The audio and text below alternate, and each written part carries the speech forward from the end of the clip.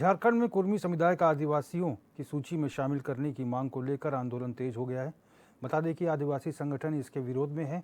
वहीं अब गणमान्य सामाजिक संगठन भी आदिवासी संगठन के साथ खड़ा हो गया है।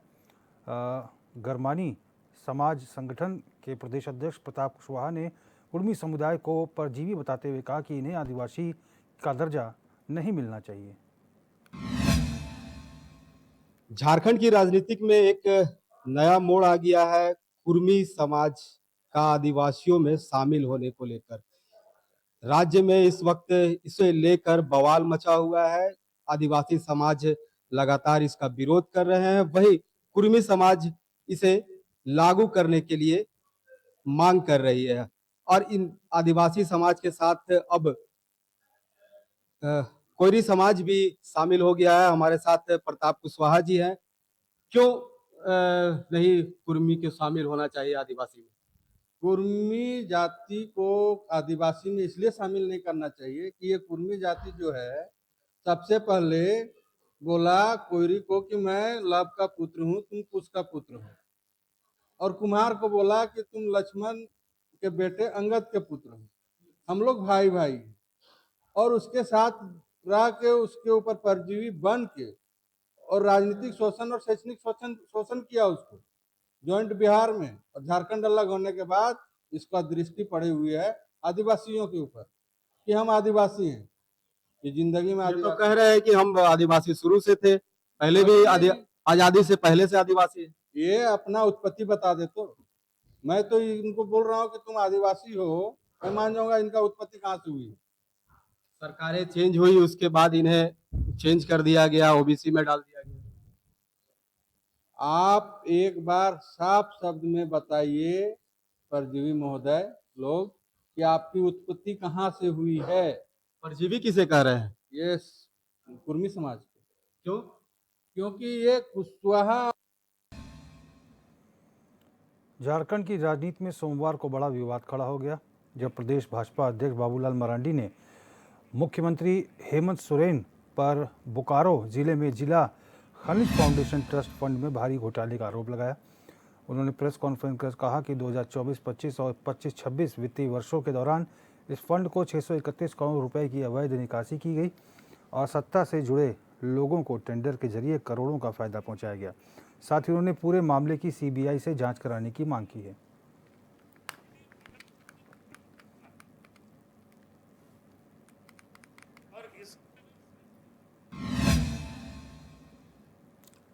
बलिया में सपा पूर्व मंत्री और यूपी विधानसभा में पूर्व नेता प्रतिपक्ष राम गोविंद चौधरी ने प्रण लिया है। उन्होंने कहा कि मैं प्रण लेता हूं कि अखिलेश यादव को मुख्यमंत्री और प्रधानमंत्री बनने के बाद ही सक्रिय राजनीति से इस्तीफा दूंगा। उन्होंने कहा कि पूरे देश में अखिलेश यादव की लोकप्रियता बढ़ गई है।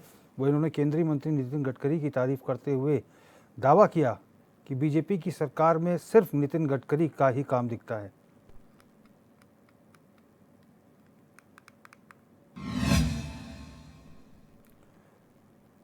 अलीगढ़ वेलफेयर सोसाइटी के तत्वावधान में दिव्यांगों ने कलेक्ट्रेट पर अपनी समस्याओं को लेकर प्रदेश के दिव्यांग जन सशक्तिकरण मंत्री नरेंद्र कश्यप का पुतला फूंका और आक्रोश व्यक्त करते हुए जमकर नारेबाजी की। उन्होंने बताया कि कई बार ज्ञापन पत्र के माध्यम से सरकार को अवगत करा चुके हैं कि दिव्यांगों की ज़मीनी स्तर पर आर्थिक स्थिति ठीक नहीं है, इसलिए उनको रोजगार के संसाधन उपलब्ध कराए जाएं और 1000 रुपये प्रति माह मिलने वाली पेंशन को दिल्ली की तर्ज पर 5000 रुपये किए जाए।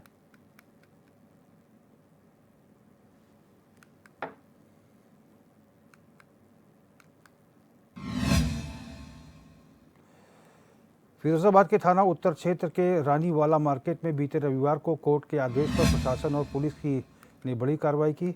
ऐसे में मार्केट में स्थित शिवहरे एंड सन्स की दुकान को कोर्ट के आदेश के अनुपालन में खाली कराया गया। इस मौके पर भारी पुलिस बल तैनात रहा। वहीं कार्रवाई की अगुवाई दीपक कुलश्रेष्ठ अमीन तहसील फिरोजाबाद ने की। कार्रवाई के चलते मार्केट क्षेत्र में अफरा तफरी का माहौल बना रहा।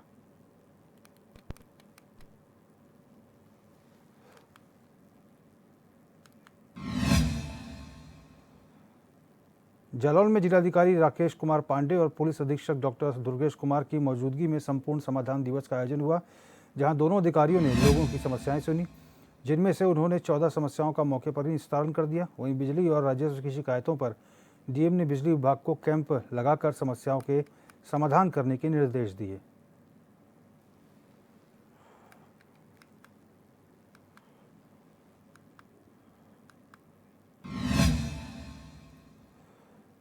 जालौन के उरई जिलाधिकारी कार्यालय में मोरम गिट्टी ट्रक और डंपर के ऑपरेटर्स पहुंचे, जहां उन्होंने जिलाधिकारी को ज्ञापन सौंपकर परिवहन विभाग के मनमानी चालान और अवैध वसूली की समस्या को उठाया। उन्होंने डीएम से परिवहन विभाग की ओर से निर्धारित रेट लिए जाने की मांग की और कहा कि ट्रकों की चेकिंग में अनावश्यक उत्पीड़न बंद किया जाए।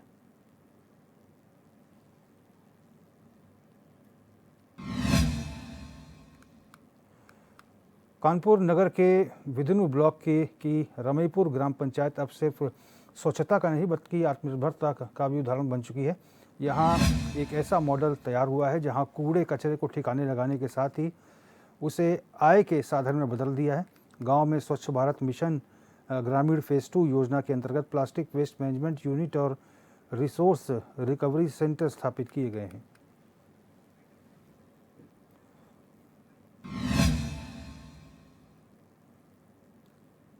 इस बुलेटिन में फिलहाल मेरे साथ बस इतना ही। देश और प्रदेश की तमाम बड़ी खबरों के लिए आप देखते रहिए चैनल 24/7। नमस्कार।